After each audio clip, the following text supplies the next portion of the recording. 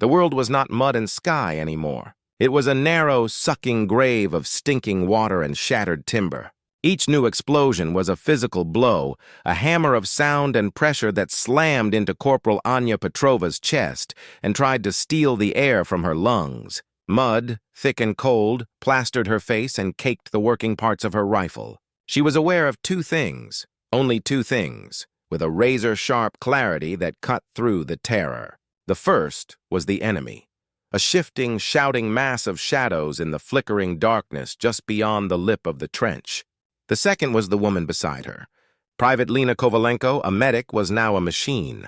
Her hands, usually so gentle with bandages and morphine syrettes, moved with a brutal, efficient rhythm.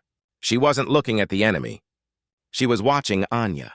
Anya fired 3 rounds, the stock punching her shoulder. The bolt locked back with a hollow metallic clang that was somehow louder than the mortars. Empty. She didn't even have to shout. She simply dropped the empty magazine, and Lena was already there, slapping a fresh cold metal box into the well.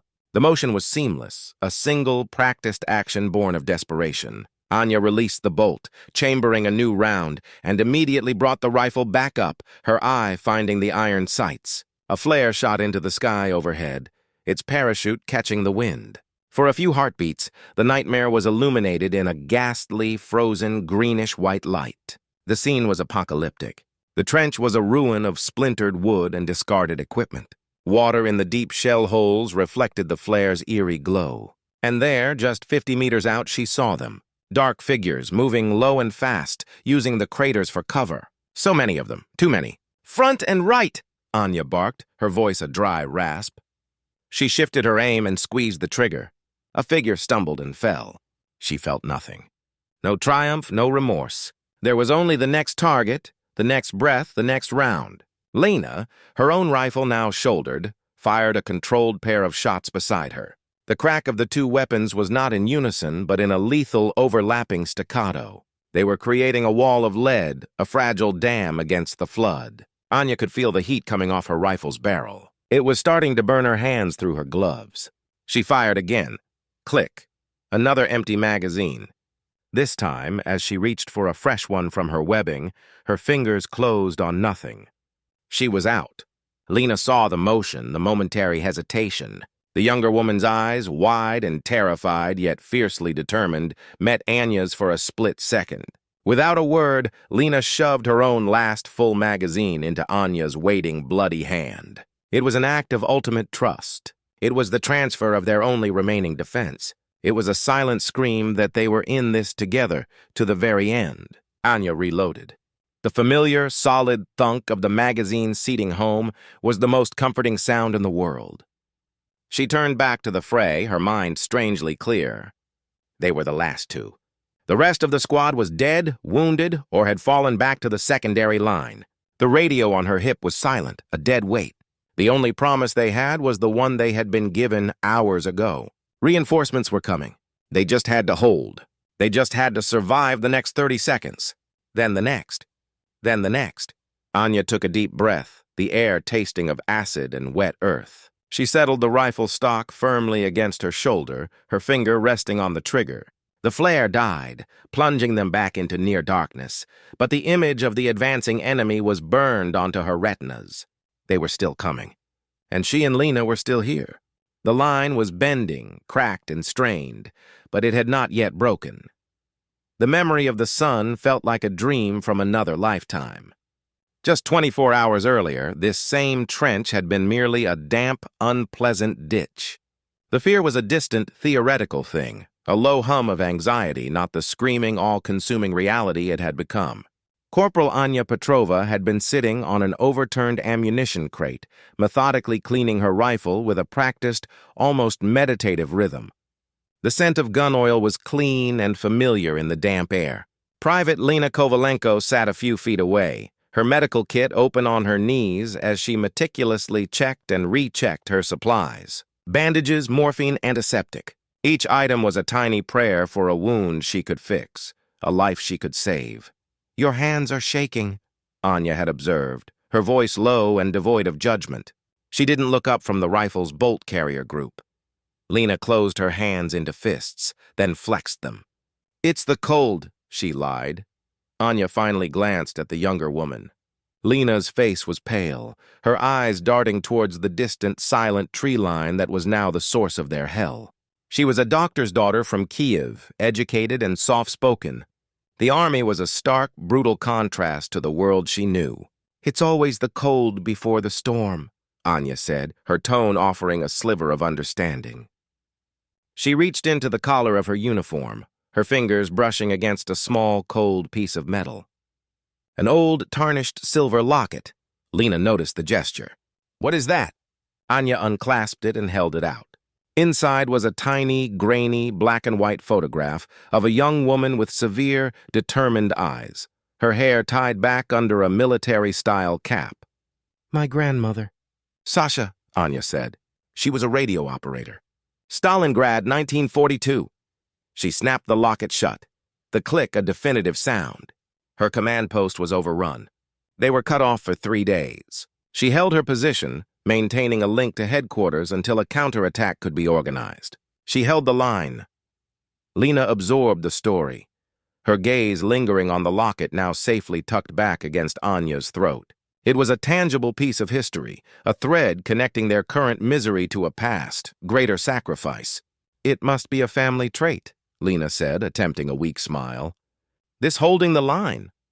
"Or a curse," Anya replied, her gaze drifting back to the horizon. "The world changes, the weapons get more advanced, but the mud feels the same. The fear feels the same." She went back to cleaning her rifle, the cloth moving in smooth, sure strokes. "We do our duty. That is all. We hold the ground we are given to hold." Later, as a pale, watery sun began to set, casting long shadows across the battered landscape, they had shared a cup of strong, sweet tea from Anya's flask. It was a small, profound moment of normalcy. Lena had spoken of her family, of her mother's fear when she enlisted, of the weight of the medical oath she had chosen to honor in this violent way. Anya spoke little, but she listened. She spoke of the forests of Siberia, of learning to track animals with her father, a skill that had translated eerily well to tracking human prey. They were an unlikely pair, the stoic Siberian hunter and the empathetic city medic, but in the quiet of that evening, a bond had been forged in the shared understanding of the ordeal to come. The orders had arrived just as the last light bled from the sky. The voice on the radio was crisp and devoid of emotion. The message was simple, its implications terrifying. They were to hold this forward observation post. They were not to retreat. Reinforcements were 12 hours away. As the squad moved to their positions, the earlier camaraderie vanished, replaced by a grim, focused silence. Anya caught Lena's eye one last time before the darkness became absolute. She gave a single sharp nod. It was not a gesture of reassurance, but of readiness. The quiet was over. The storm was coming. The first mortar shell did not whistle. It screamed. It was a tearing of the sky itself, a sound that bypassed the ears and vibrated directly in the teeth. The impact was a physical shockwave that slammed into the trench wall, showering Anya and Lena with cold mud and splintered wood. The theoretical fear was gone, instantly vaporized, replaced by a primal, heart-stopping reality. "Incoming!" Someone roared, the word swallowed by the thunder of a second, then a third explosion. The world dissolved into a chaos of noise, light, and shuddering earth. Anya was already moving, her body acting on instincts honed by countless drills and a previous, smaller war.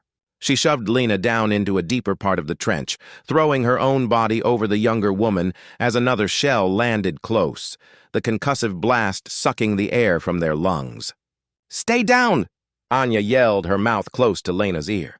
The air was thick with the smell of burnt explosives and churned earth. As the brief barrage lifted, an eerie, ringing silence descended, punctuated by the moans of the wounded and the frantic shouts of the squad leader. "Contact front. 200 meters! Enemy in the open!" Anya scrambled to the firing step, her rifle coming up as she wiped mud from her eyes. Her heart was a frantic drum against her ribs, but her hands were steady. She saw them then.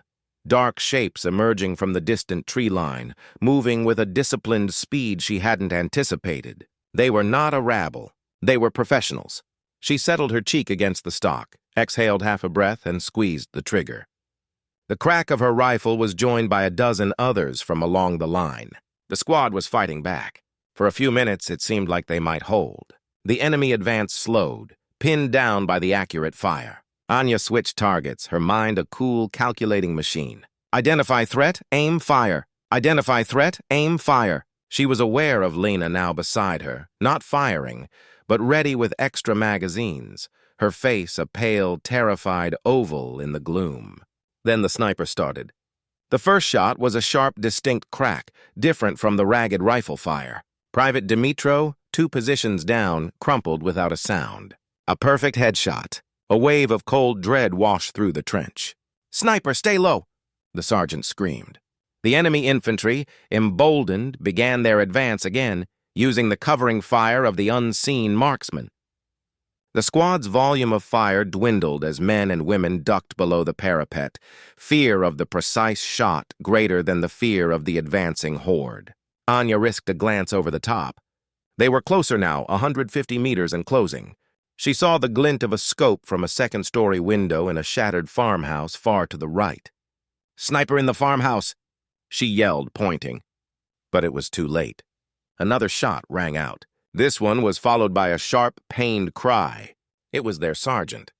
He stumbled back from the firing step, clutching his thigh. A dark, wet stain was already spreading rapidly through the fabric of his trousers. "I'm hit! Medic!" The command and control of the squad shattered in that instant. The spine of their defense was broken. Anya didn't think. She moved. "Lena, with me!" She lunged towards the sergeant, grabbing one of his arms while Lena grabbed the other. They hauled him back, stumbling through the muddy trench, bullets snapping overhead and kicking up dirt around them. He was a heavy man, and his grunts of pain were loud in their ears. They dragged him into the relative safety of a shallow, sandbagged bunker, little more than a hole in the ground with a timber and dirt roof.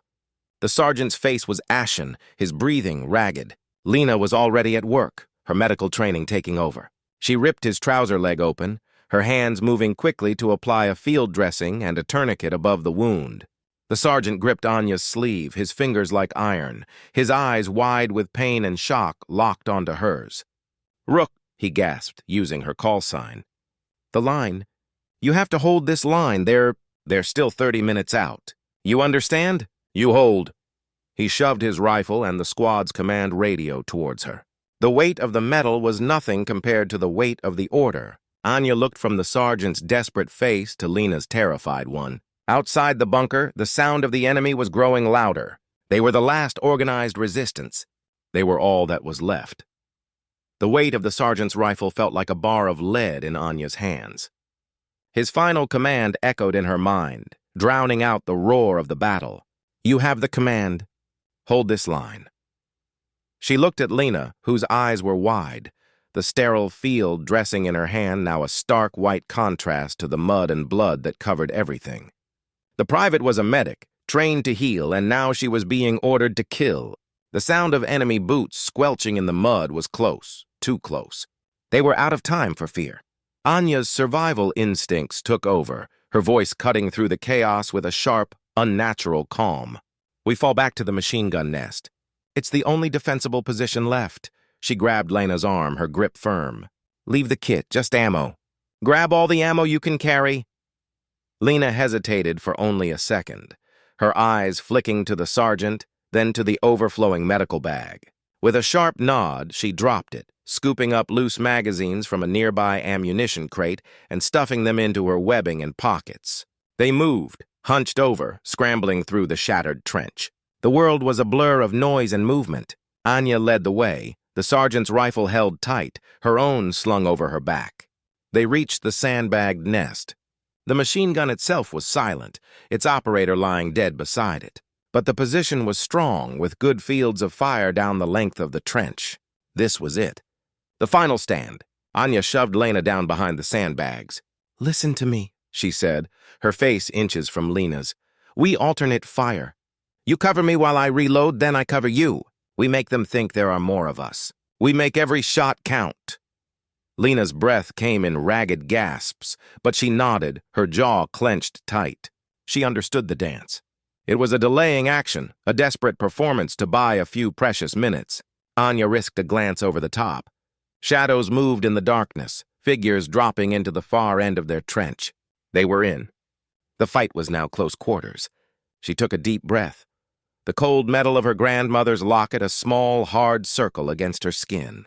She thought of the black and white photo, of the woman who had held her line in a different war, in a different kind of hell. The connection was a spark of strength. She raised her rifle, found a target, and fired. The shot was clean and true. A figure fell. She immediately ducked down, ejecting the spent magazine. Covering! Lena popped up, her rifle barking twice, then 3 times. The shots were less precise, more panicked, but they did the job. The enemy advance hesitated for a critical moment. Anya slammed a fresh magazine home. Switching! Lena ducked down, fumbling for more ammunition. Anya rose and fired 2 more controlled shots. The rhythm began. It was brutal and exhausting. Up, fire, down, reload! Up, fire, down, reload! They were a single organism with 2 hearts, 2 sets of eyes, 2 triggers. They didn't speak. They didn't need to. A shared glance, a nod was all the communication required. Anya could feel the heat building in her rifle. The stench of cordite filled the air, a sharp, acidic smell that burned the back of her throat. Lena's face was set in a mask of grim determination, the last vestiges of her terror buried under the immediate physical need to survive. They were no longer a corporal and a private, a hunter and a medic. They were simply 2 soldiers, back to back in a shrinking circle of hell, holding the line against the encroaching darkness. The enemy was learning, becoming more cautious, using grenades to try and flush them out. A fragmentation grenade landed with a dull thud a few meters away. Grenade! Anya yelled, shoving Lena hard against the back of the nest as she threw herself down. The explosion was deafening, showering them with dirt and debris. Her ears rang, the world sounding like it was underwater. She shook her head, blinking to clear her vision. She looked at Lena, who gave a shaky thumbs up. They were still alive. For now, the line was bending, but it was not yet broken. The air in the bunker was thick with the smell of damp earth and the coppery tang of blood. The sergeant's breathing was a ragged, wet sound that filled the small space. Anya's mind raced, discarding one hopeless plan after another. They couldn't stay here. This bunker was a trap, a coffin waiting to be sealed. The enemy would simply toss a grenade through the entrance and it would all be over. They had to move to a position where they could fight. She looked at the radio the sergeant had given her. It was their only link to the world beyond this nightmare, but it felt as useless as a stone. The promise of reinforcements was a fading echo. Lena was pressing down on the sergeant's tourniquet, her hands stained crimson. Her eyes met Anya's, and in them Anya saw a reflection of her own cold realization. They were on their own. "We have to get to the machine gun nest," Anya said, her voice low and urgent. "It's the only place with a chance." Lena just nodded, her face pale but set. There was no time for debate. Anya slung her own rifle and hefted the sergeant's weapon. "Can you walk, sir?" The sergeant gritted his teeth, sweat beading on his forehead. "I can try." It was a clumsy, agonizing process. Anya took one of his arms over her shoulders, Lena the other. They half dragged, half carried him out of the bunker and into the main trench. The world outside was a vision of hell. The acrid smoke stung their eyes, and the crump of mortar fire seemed to be everywhere at once. They stumbled forward, their boots slipping in the mud. A burst of automatic fire chewed into the sandbags just above their heads, and they ducked, nearly dropping the sergeant. "Leave me," he grunted, his voice strained. "That's an order." "Not happening, sir," Anya snapped, her muscles burning with the effort. They reached the machine gun nest. The gunner was dead, slumped over his weapon. They lowered the sergeant into the relative safety of the reinforced position. "Lena, keep pressure on that wound." "I'll hold them." Anya didn't wait for a reply. She dropped the sergeant's rifle and brought up her own, peering over the sandbags. The enemy was in the trench now. She could see their shadows moving, hear their guttural shouts. They were close. Too close. She took aim at a figure silhouetted against a burning wreck and squeezed the trigger. The shot was loud and final. The figure dropped. She fired again and again, each shot a deliberate, measured act of defiance. The enemy fire intensified, pinning her down. She ducked behind the sandbags, her heart hammering against her ribs. She ejected the empty magazine. It was her last one. She looked at Lena, who understood immediately. The private scrambled over to the dead machine gunner, frantically searching his webbing for spare rifle magazines. She found 2 and tossed one to Anya. The simple, cold metal cartridge was more valuable than gold. Anya reloaded, the action smooth and practiced. "We alternate fire," she instructed Lena, her voice remarkably calm. "You cover me while I reload, then I cover you. We make them think there's a full squad in here." Lena, her hands now holding a rifle instead of a bandage, gave a sharp, determined nod. The fear was still there in her eyes, but it was now subordinate to a fierce will to survive. Anya rose and fired 2 quick shots. As she dropped down to reload, Lena stood up, firing a sustained burst that forced the enemy to take cover. They were a team, a single entity with 2 hearts beating in a synchronized rhythm of survival. The line for this one fleeting moment was holding. They were buying time, second by precious second.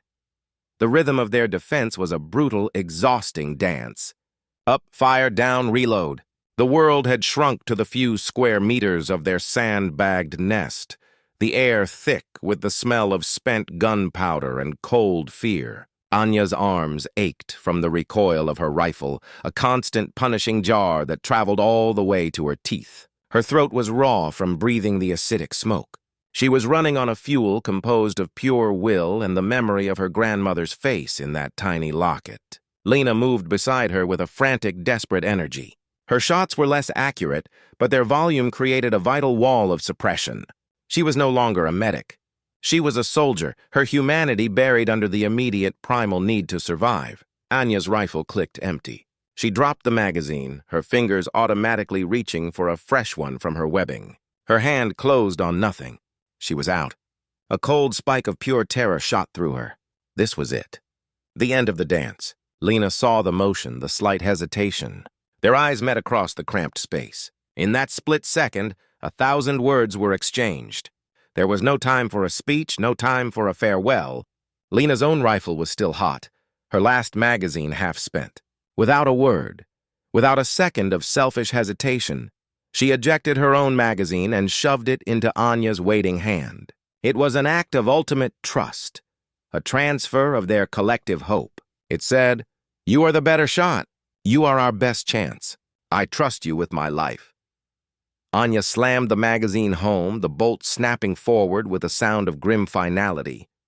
She turned back to the fight, her vision narrowing to the sights of her weapon. She fired, and a shadowy figure advancing along the trench wall fell. She fired again, and another enemy soldier ducked for cover. But they were getting closer, using the craters and debris for cover. They knew they had the 2 women cornered. Anya knew they needed a miracle, or at least a moment of clarity. She grabbed the radio from her belt, her thumb mashing the transmit button. "Command, this is Rook at OP Bravo. We are being overrun. Request immediate flare." I say again, fire a flare on my position. "Now!" She didn't wait for a response. She threw the radio down and raised her rifle again, picking off another target. The seconds stretched into an eternity. Then a distant thump echoed from far behind their lines. A single brilliant star shot into the sky above them, its parachute catching the air. It hung there for a moment before igniting, flooding the entire trench system in a sudden, ghostly and unforgiving greenish-white light. The world froze. In that surreal, silent illumination, the full horror of their situation was revealed. The trench was a charnel house, littered with the detritus of battle. And there, only 20 meters away, was the enemy. Anya could see their faces, young and old, etched with the same exhaustion and fear she felt. She could see the details of their uniforms, the glint of their bayonets. They were not faceless demons. They were men, and they were almost upon them. The flare did more than just illuminate. It shocked both sides for a critical heartbeat. In that frozen moment, Anya and Lena fought with the fury of the doomed. Anya's rifle barked twice, 2 precise shots that dropped the lead enemy soldiers. Lena, now armed only with her sidearm, fired methodically, her shots punching into the advancing line. The enemy, exposed in the stark light, faltered. Their advance, which had seemed inevitable, stuttered. The flare began to die, its light slowly fading, dragging the shadows back across the battlefield. But the damage was done. The enemy's momentum was broken. Anya and Lena had been given a few more precious seconds. They were still in the fight. The line, though thin as a thread, had not yet snapped. The dying light of the flare did not bring relief. It brought a deeper, more intimate darkness, and with it, a renewed and desperate fury from the enemy. They had been seen, their numbers revealed, and their only option now was a final, overwhelming rush. The shouted orders from the far end of the trench were sharp with urgency. The shadows began to move again, closer now, much closer. Anya fired her last round from the magazine Lena had given her. The bolt locked back. She was now out of rifle ammunition. It was down to pistols and will. She drew her sidearm, a heavy, cold comfort in her hand. "Lena, they're coming! Pistols and grenades!" Lena, her own rifle useless, drew her pistol, her hands shaking so badly she could barely grip it. The first enemy soldier vaulted over the sandbags into the nest. He was a big man, his face a mask of grim determination. Anya met him with the butt of her empty rifle, swinging it like a club. The impact jarred her arms, but it caught him on the shoulder, spinning him around. She didn't hesitate. She fired her pistol twice, point blank. He fell. Another came from the side, his bayonet fixed. Lena screamed, a raw sound of terror, and fired her pistol. The shot went wide, but it made the soldier flinch. Anya turned, but she was too slow. The soldier lunged at Lena, grabbing her by the webbing and slamming her against the sandbags. Lena fought back, scratching and clawing, her pistol knocked from her hand. Anya raised her own pistol, but another enemy soldier was on her now, his weight driving her to the muddy ground. The world became a brutal, close-quarters struggle for survival. Anya fought with a feral strength she didn't know she possessed. She could smell the man's sweat, feel his hot breath on her face. She managed to get an arm free and drove the muzzle of her pistol into his side, pulling the trigger. The sound was muffled by his body. He grunted and his grip loosened. She shoved him off, scrambling to her knees. She saw the soldier with Lena. He had his knife out, the blade glinting in the faint light. He was raising it. Lena's eyes were wide with terror, fixed on the descending blade. Anya brought her pistol up, but she knew she was too late. In that final, heart-stopping second, a new sound cut through the chaos. It was not the crack of rifles or the blast of grenades. It was a deep, powerful mechanical roar that vibrated through the very ground.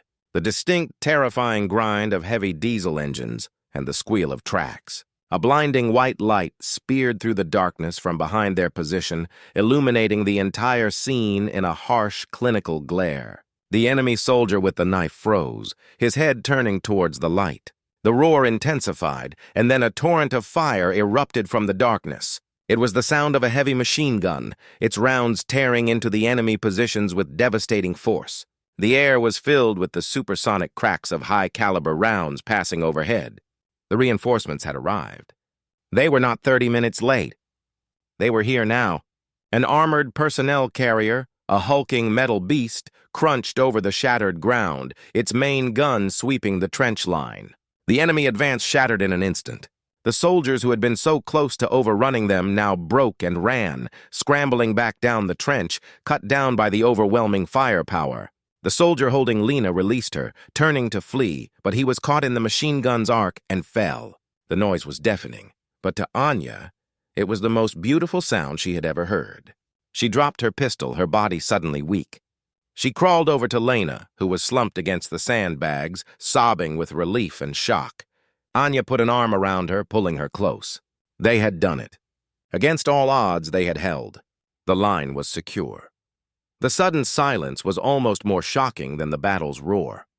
The machine guns from the armored vehicles had ceased, leaving only the crackle of distant fires and the low, idling rumble of the diesel engines. The blinding lights from the APCs cast long, stark shadows, turning the ruined trench into a stage of grotesque tableaus. Anya became aware of 1,000 small pains, a deep ache in her shoulders, the raw burn on her hands from the hot rifle, a throbbing cut on her cheek. She kept her arm tight around Lena, who trembled uncontrollably, her quiet sobs the only human sound in the aftermath. Boots crunched on the broken ground, heavy and purposeful. A figure, silhouetted by the vehicle's headlights, moved towards their nest.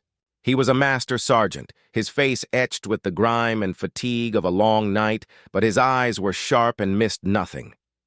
He stopped at the edge of the shattered sandbags, his gaze sweeping over the scene. He saw the two exhausted women, their uniforms torn and stained.